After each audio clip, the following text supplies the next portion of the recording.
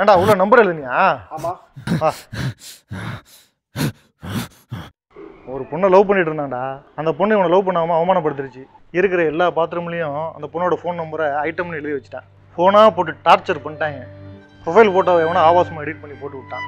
அந்த பொண்ணு அவமானத்தில் செத்தே போச்சுட்டான். அந்த குற்ற உணர்ச்சியில் தான் இவன் இப்படி ஆயிட்டான்.